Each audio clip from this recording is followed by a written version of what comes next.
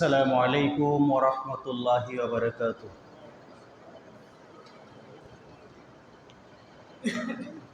ইন্নাল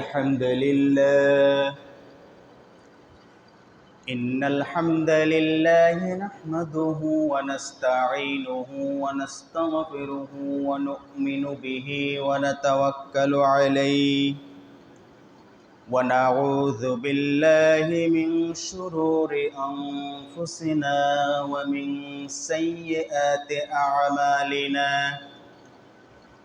من يهده الله فلا مضل له ومن يضلله فلا هادي له ونشهد أن لا إله إلا الله وحده لا شريك له ونشهد أن سيدنا وحبيبنا ومولانا محمدا عبده ورسوله الذي أرسله بالحق بشيرا ونذيرا وداعيا إلى الله بإذنه وسراجا منيرا. فقد قال الله تعالى في كلامه المجيد وفرقانه الحميد: أعوذ بالله من الشيطان الرجيم. بسم الله الرحمن الرحيم. إن الله وملائكته يصلون على النبي يا أيها الذين آمنوا صلوا عليه وسلموا تسليما. اللهم صل على محمد وعلى آل محمد كما صليت على إبراهيم وعلى آل إبراهيم إنك حميد مجيد.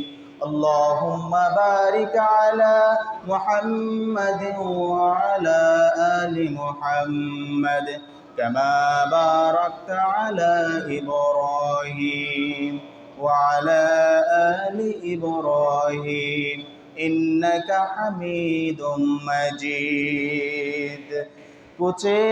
कुछ मिले या ना मिले मोहम्मद मिले, यानी वो शय जिसे अल्लाह मिले। बलगल उला बिकमालिही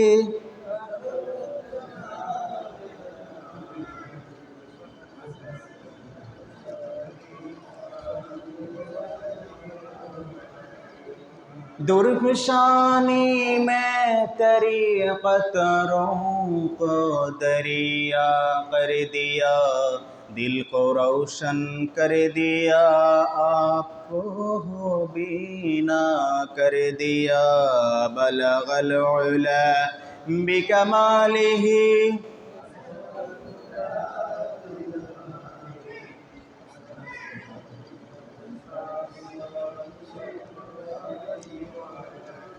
الصبح بدا من طلعته والليل دجا من وفرته. بلغ العلا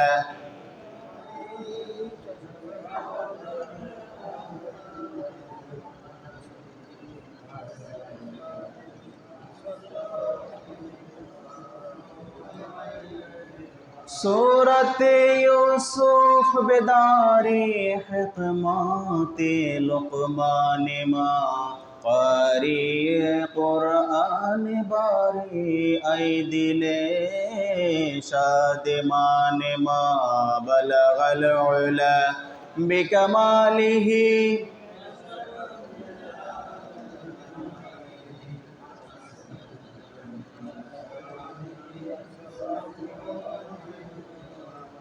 শত শত কাফের ছিল, দয়াল নবী একজনা। সবাই বলে মার পাথর, কেউ তো নিষেধ করলো না। বালাগাল উলা বিকামালিহি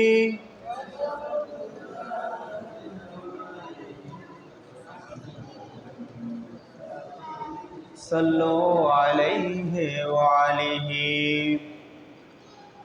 মুআজ্জাজ মুহতারাম হযরত উলামায়ে কেরাম, মুরব্বিয়ানে আযম, দিনদার মুত্তাকি মুসল্লিয়ানে কেরাম, সম্মানিত এলাকাবাসী, আমরা মহান আল্লাহ রাব্বুল আলামিনের দরবারে সিজদা অবনত চিত্তে কালেমাতু শুকর আদায় করছি যে মহান আল্লাহ তাআলা আমাদেরকে আজকে সালাতুল জুমা আদায় করার জন্যে, তার ঘরে আসার জন্য কবুল করেছেন।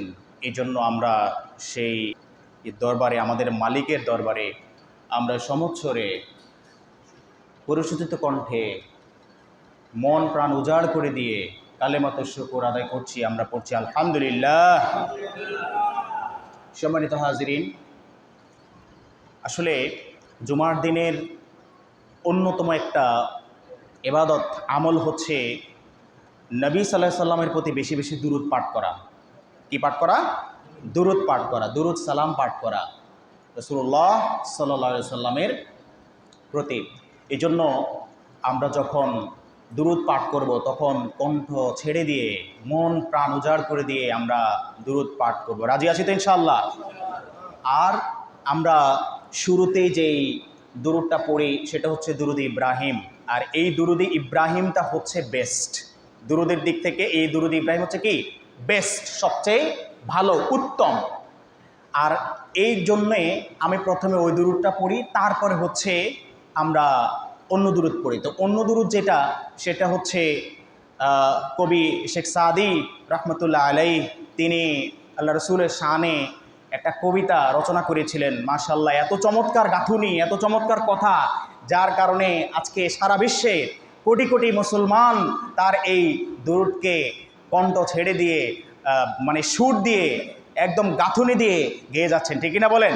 তো এই জন্য আমরা যখন দুরূদ পাঠ করব তখন কণ্ঠ ছেড়ে দিয়ে ইনশাআল্লাহ দুরূদ পাঠ করব। সম্মানিত হাজিরিন, তাহলে এখানে সবচেয়ে গুরুত্বপূর্ণ বিষয় হচ্ছে যে আমাদের হাজিরিন, আজকে আমি আপনাদের সামনে যে খুতবাটা দেব ইনশাআল্লাহ বিইজনিল্লাহি তাআলা, বিফাদলিল্লাহি তাআলা, বিমাশিয়াতিল্লাহি তাআলা ওয়া তাবারাকা, সেটা হচ্ছে যে আমাদের সন্তানের প্রতি পিতামাতার যে দায়িত্ব, এটা প্রত্যেক মুসল্লিয়ানে কেরামের খুব ভালো করে আজকের খুতবাটা শুনতে হবে। কারণ এখানে অনেক রেসপন্সিবিলিটি, অনেক দায়িত্বের কথা বলা আছে। কারণ আমাদের এই ত্রুটিগুলো, আমাদের এই ভুলগুলোর কারণেই মূলত আজকে আমরা সমাজের মধ্যে ভালো কিছু করতে পারছি না। আমাদের বিগিনিংটা, আমাদের স্টার্টিংটা, আমাদের ইবতেদাইটা, আমাদের ইফতেতাহিটা, আমাদের এই যে শুরুটা, এই শুরুটার মধ্যে আমাদের গলদ আছে, শুরুটার মধ্যে আমাদের ঝামেলা আছে, শুরুটার মধ্যে আমাদের সমস্যা আছে।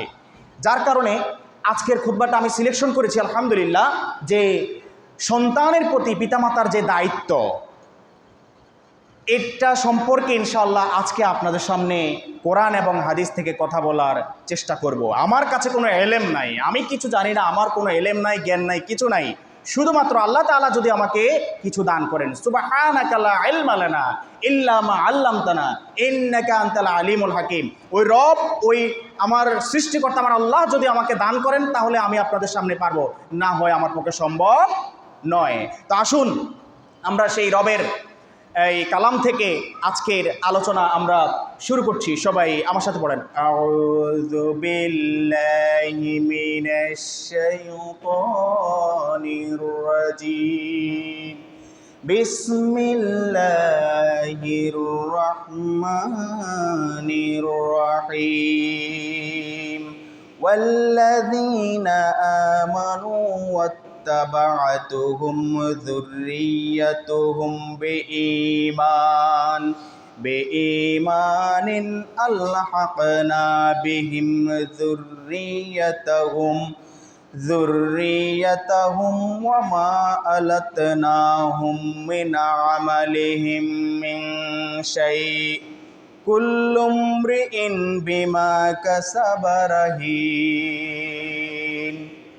আল্লাহ তাআলা বলছেন সূরা তুরের মধ্যে, যারা ঈমান আনে এবং তাদের সন্তান সন্ততি ঈমানের সাথে তাদের অনুসরণ করে, যারা ঈমান আনে এবং তাদের সন্তান সন্ততি তাদেরকে ঈমানের সাথে অনুসরণ করে, ফলো করে, আমি তাদের সাথে তাদের সন্তানের মিলন ঘটাবো, তাদের সাথে তাদের সন্তানের সাক্ষাৎ করিয়ে দেব এবং তাদের কর্মের কোনো অংশই আমি কমাবো না।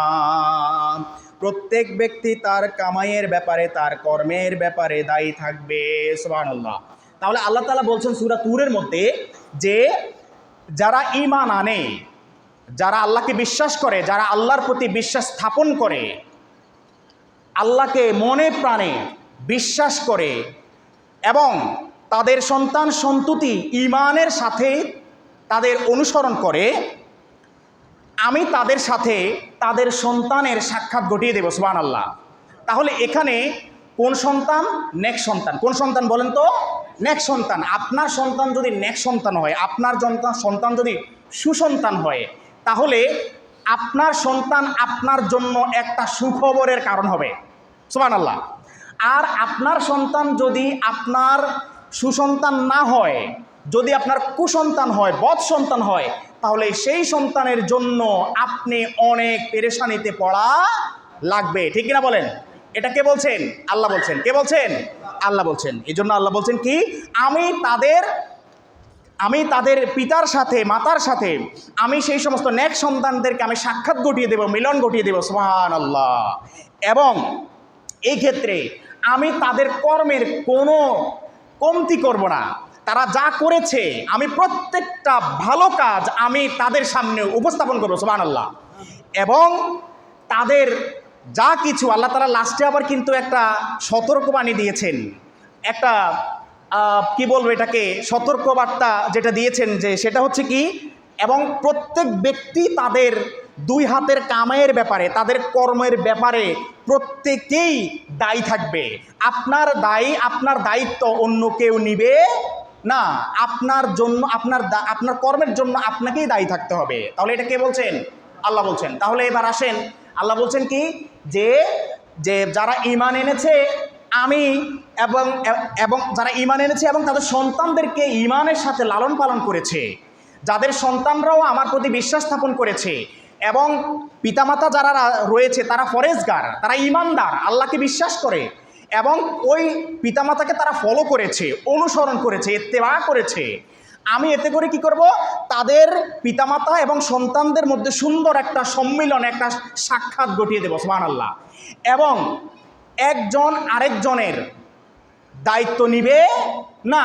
যে যতটুকু আমল করেছে সে ততটুকুর জন্য আমাকে জবাবদিহি করতে হবে। তো সম্মানিত হাজিরিন, তাহলে এখানে স্পষ্ট বোঝা যাচ্ছে যে শুধু সন্তান জন্ম দিলেই হবে না, সন্তানের জন্য অনেক দায়িত্ব আছে। এই দায়িত্বগুলো যখন আমরা বুঝতে পারবো, তখন দেখবেন প্রত্যেকটা ঘর থেকে সুসন্তান বের হবে, প্রত্যেকটা ঘর থেকে আদর্শ সন্তান বের হবে।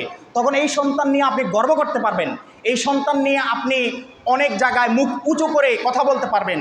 আপনার আনন্দে, গৌরবে আপনার হৃদয়, আপনার আত্মাটা ভরে যাবে।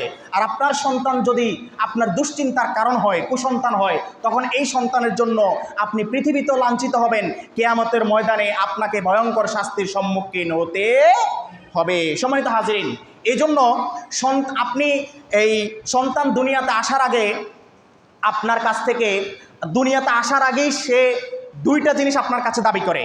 এর মধ্যে অন্যতম হচ্ছে, 1 নাম্বার হচ্ছে যে আপনি আপনার সন্তানের জন্য একজন ভালো মা খুঁজে নেবেন। অর্থাৎ আপনি যাকে স্ত্রী হিসেবে গ্রহণ করবেন, সেই স্ত্রী যাতে আপনার ঈমানদার হয়, নেককার হয়, পরেজগার হয়, পর্দাসীন হয়, হ্যাঁ, আপনার ইসলামী শরীয়ত সম্মতভাবে যাতে সব কিছু পালন করে, এরকম একজন নেককার স্ত্রী আপনার সন্তান, আগত সন্তান দুনিয়াতে আসার আগেই এটা আপনার কাছ থেকে চায়। সুবহানাল্লাহ। তাহলে এজন্য এই হাদিস শরীফে আসছে যে তোমরা যখন স্ত্রী হিসাবে নারীদেরকে নির্বাচিত করতে যাবে, তখন চারটা বিষয় তোমরা অবশ্যই খেয়াল রাখবে। ওই চারটা বিষয় যে বিষয় রয়েছে, ওই চারটা বিষয়ের মধ্যে সবচাইতে বেশি গুরুত্ব দিবা ওই মেয়েটা বা ওই নারীটা ইমানদার ফরেজগার কিনা, সুবহানাল্লাহ, তার মধ্যে কি আছে কিনা, দিনদারি আছে কিনা। আজকে দেখেন যে যখন মেয়ে দেখতে যায় তখন খেয়াল করে মেয়ের বাবার কত সম্পদ আছে, হ্যাঁ, মেয়ের বাবার কত টাকা পয়সা আছে, ব্যাংক ব্যালেন্স আছে, কত কানে জায়গা আছে, কত সম্পদ আছে, কোটিপতি কিনা, এখানে সেখানে অনেক রিসোর্স অ্যাসেট আছে কিনা, এগুলা চিন্তা করে। কিন্তু আল্লাহ রাসূল বলেছেন কি, অন্যদিক যদি মোটামুটি ঠিক থাকে তাহলে তোমরা দিনদারিটাকে সবচেয়ে বেশি গুরুত্ব দাও। দিনদারি মানে কি? দিনদারি মানে হচ্ছে তার মধ্যে কি আছে, তাকওয়া আছে, আল্লাহর ভয় আছে, সে বেপর্দা থাকে না, বেপর্দা থাকে না, যখন তখন যার সাথে দেখা দেয় না। আপনার যেই এই যে যাদের সাথে কোরআনে বর্ণিত শুধুমাত্র যাদের সাথে দেখা দেওয়া জায়েজ আছে, এরা ব্যতীত আর কারো বেগানা কোনো পুরুষের সাথে দেখা দেয় না। এরকম নেককার দিনদার এরকম নারীদেরকে নির্বাচন করার জন্য আল্লাহ রাসূল সাল্লাল্লাহু আলাইহি সাল্লাম হাদিসে আমাদেরকে নির্দেশনা দিয়েছেন। তাহলে এক নাম্বার কি? এক নাম্বার হচ্ছে যে বিয়ে করার সময় অবশ্যই পাত্রীর মধ্যে দিনদারি দেখতে হবে। কি দেখতে হবে?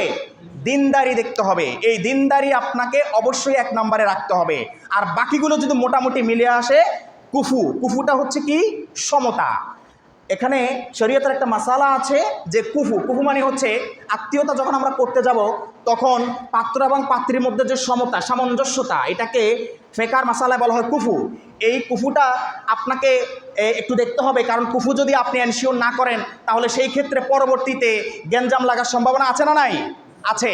আর এই কুফু না মিলার কারণে আজকে অনেক জায়গায় অনেক ধরনের ডিভোর্সের ঘটনা ঘটছে, অনেক তালাকের ঘটনা ঘটছে, অনেক আপনার পারিবারিক কলহ, অনেক অশান্তির সৃষ্টি হচ্ছে, ঠিক কিনা বলেন?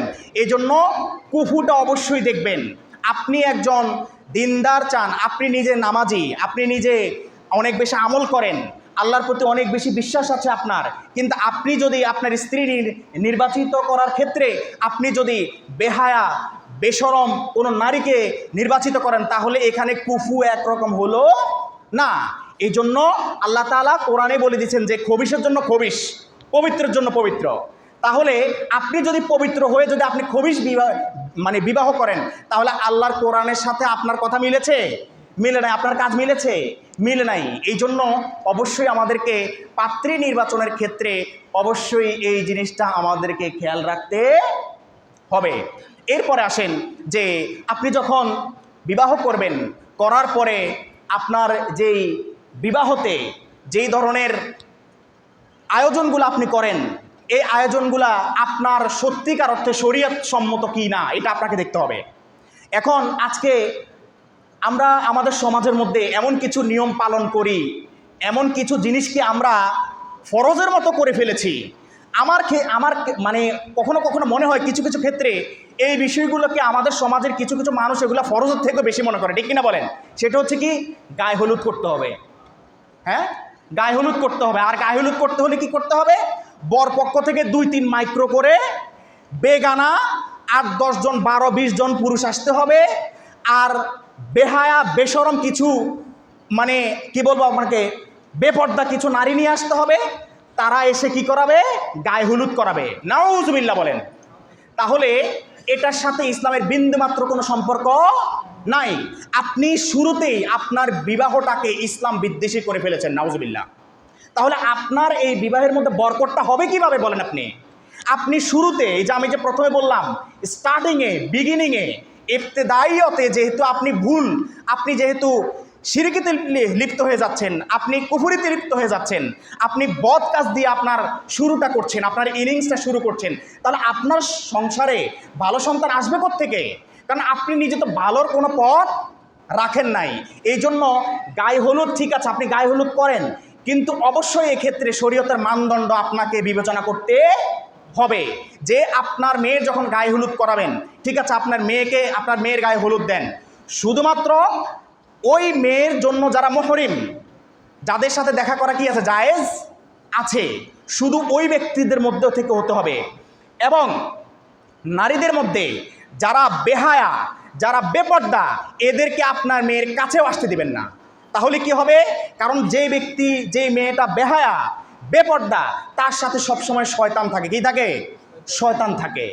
আর যেই নারী নেককার, দিনদার, তার সাথে সবসময় রহমতের ফেরেশতা থাকে। সুবহানাল্লাহ।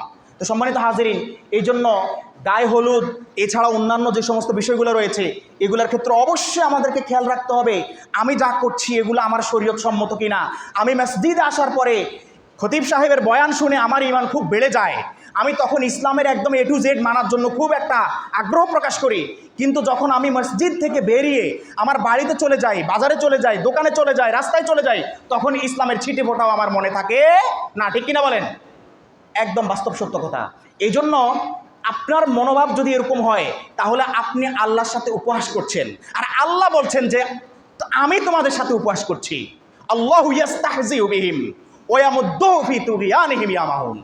আল্লাহ বলছেন যে বান্দা, তুমি হয়তো বা ধারণা করছো যে তুমি আমার সাথে উপহাস করছো। না না না, তুমি ভুলে আছো। আমি আল্লাহ তোমার সাথে উপহাস করছি। আর অচিরেই তোমার যেই কর্মফল রয়েছে, তুমি যা করছো এটার ফলাফল তুমি ভোগ করবে। ঠিক কিনা বলেন? সম্মানিত হাজিরিন, তাহলে অবশ্যই বিয়ের সময় আমাদেরকে এই বিষয়গুলো খেয়াল রাখতে হবে। আমার বিয়েটা যাতে শরীয়তের মানদণ্ড অনুযায়ী যাতে হয়, কোরআন এবং হাদিসের আলোকে হয়। আরও বিস্তারিত অনেক কথা আছে, আমার কথা আরও অনেক বাকি আছে, এই জন্য সেই সম্পর্কে আর বেশি যাচ্ছি না। সম্মানিত হাজিরিন, এরপরে আসেন যে প্রথমে আপনার জন্য যেটা দরকার সেটা হচ্ছে সন্তান দুনিয়াতে আসার আগে আপনার স্ত্রী, আপনি যখন বিয়ে করেছেন তখন আল্লাহর কাছে আপনি সন্তান চাইবেন কিভাবে, সেটাও আল্লাহ তাআলা শিখিয়ে দিচ্ছেন। রব্বে হাবলি মিন লাদুনকা যুররিয়াতান তাইয়্যিবাতান ইন্নাকা সামিউদ দুআ। আল্লাহ তাআলা বলছেন, হে বান্দা, তুমি যখন তোমার সন্তানের জন্য আমার কাছে চাইবে, তখন আমি তোমাকে নির্দিষ্ট করে আমি কিছু বাক্য শিখিয়ে দিচ্ছি, কিছু কথা শিখিয়ে দিচ্ছি। তুমি যদি এইভাবে আমার কাছে চাও তাহলে আমি তোমাকে সুসন্তান দেব। সুবহানাল্লাহ। আল্লাহ তাআলা বলছেন, রব্বি হাবলি মিন লাদুনকা যুররিয়াতান তাইয়্যিবাতান ইন্নাকা সামিউদ দুআ। আল্লাহ তাআলা সূরা আলে ইমরানের মধ্যে বলছেন, হে আল্লাহ, আমি আপনার পক্ষ থেকে উত্তম সন্তান কামনা করি, আপনি আমাকে উত্তম সন্তান দান করুন, নিশ্চয় আপনি আমার প্রার্থনা শ্রবণকারী। সুবহানাল্লাহ। তাহলে আল্লাহ বলছেন কি, যে হে বান্দা, তুমি আমার কাছে দোয়া করো যে হে আল্লাহ, আপনি আমাকে নেক সন্তান দান করেন। কি সন্তান? কি সন্তান? নেক সন্তান। হযরত ইব্রাহিম আলাইহিস সালাম যখন আপনার ৮০ বছরের অধিক হয়ে গেছে, কোনো সন্তান হচ্ছে না, কত কায়মনা বাক্যে আল্লাহর কাছে দোয়া করলেন, রব্বে হাবলি মিনাস সলিহিন। ইব্রাহিম আলাইহিস সালাম আল্লাহর কাছে কত কায়মনা বাক্যে দোয়া করছেন, রব্বে হাবলি মিনাস সলিহিন, হে আল্লাহ, আপনি আমাকে একটা নেক সন্তান দান করেন।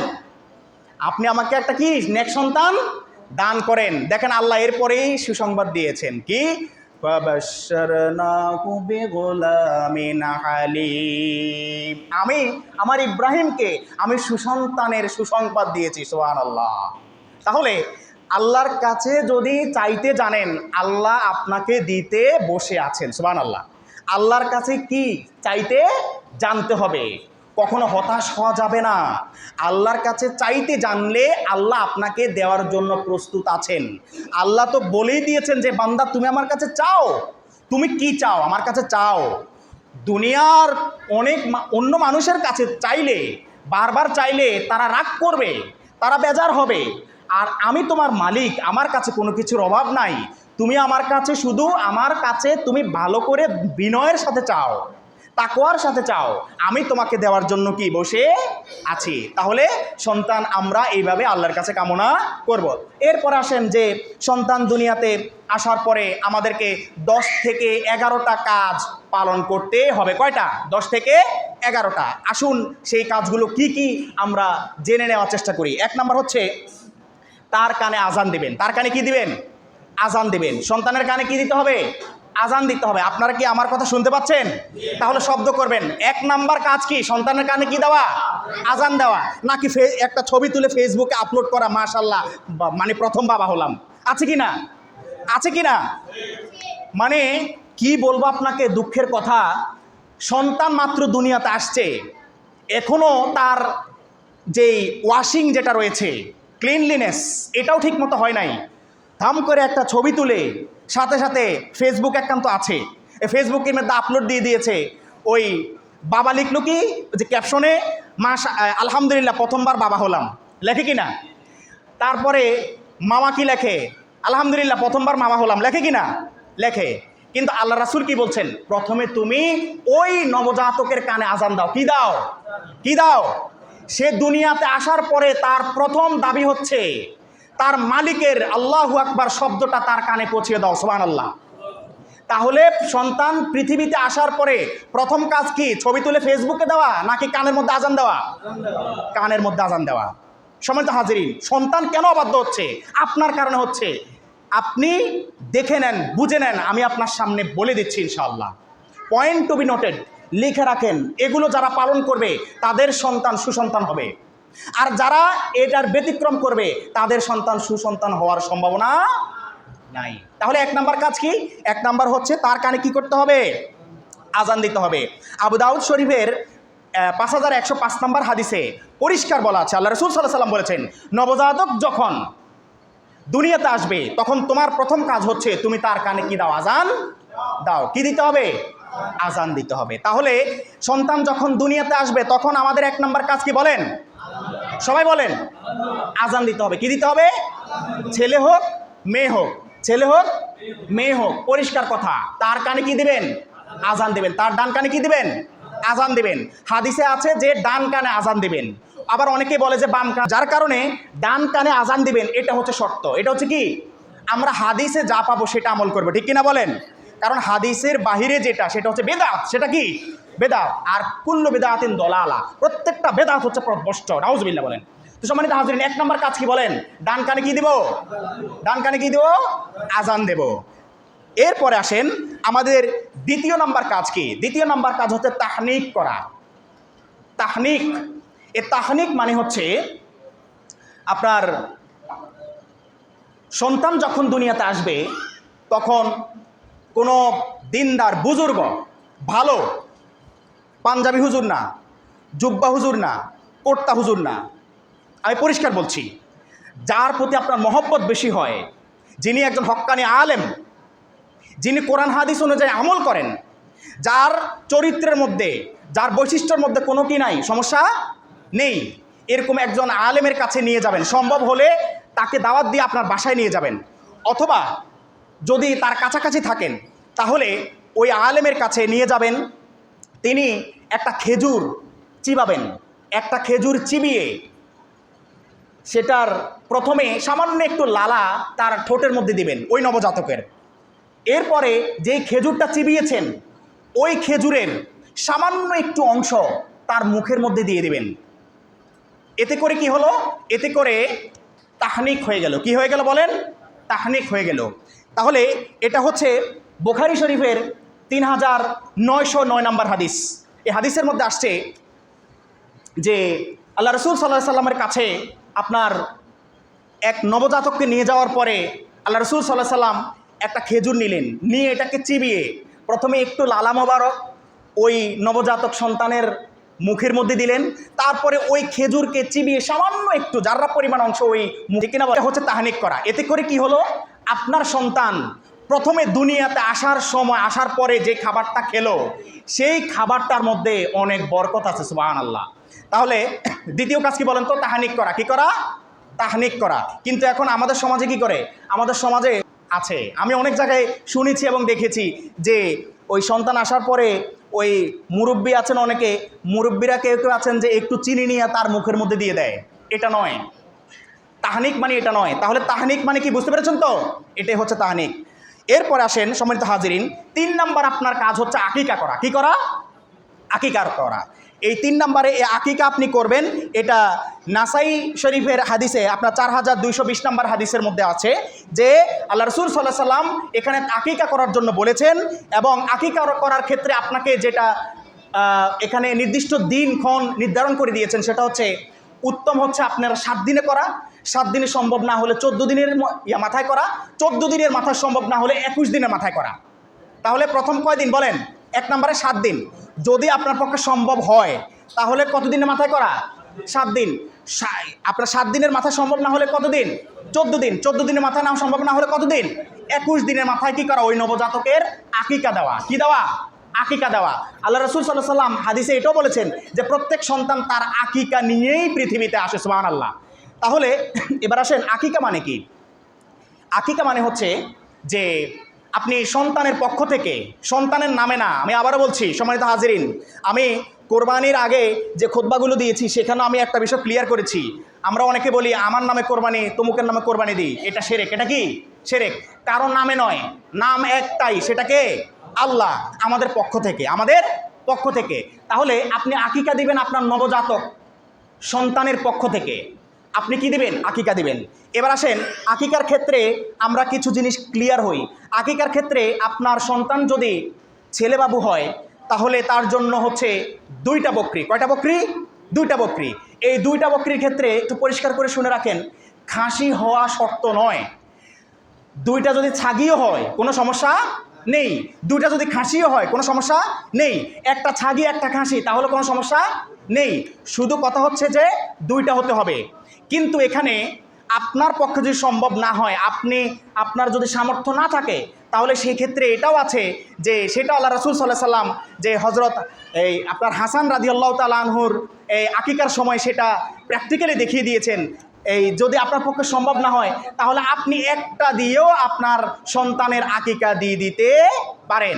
আর যদি আপনার মেয়ে সন্তান হয় তাহলে আপনি একটা দিবেন। কয়টা? একটা। মেয়ে সন্তান হলে 2টার দরকার নাই, একটাই দিবেন। ছেলে সন্তান হলে যদি আপনি 2টা দিতে সক্ষম না হন তাহলে একটা দিলেও আপনার আকিকা আদায় হয়ে যাবে। আর আকিকার ক্ষেত্রে আমরা যেটা বলেছি 7 দিন, 14 দিন, 21 দিন। 21 দিনেও যদি আপনার পক্ষে সম্ভব না হয়, টাকা পয়সার ম্যানেজ যদি না থাকে, তাহলে আপনি পরবর্তীতেও দিয়ে দিতে পারবেন, কোনো সমস্যা হবে না। তবে এই নির্দিষ্ট হাদিসে নির্দিষ্ট দিনগুলোর মধ্যে দেওয়া হচ্ছে উত্তম। তো সুতরাং আমরা চেষ্টা করব উত্তম কাজ করা, ঠিক কিনা বলেন সম্মানিত হাজিরিন?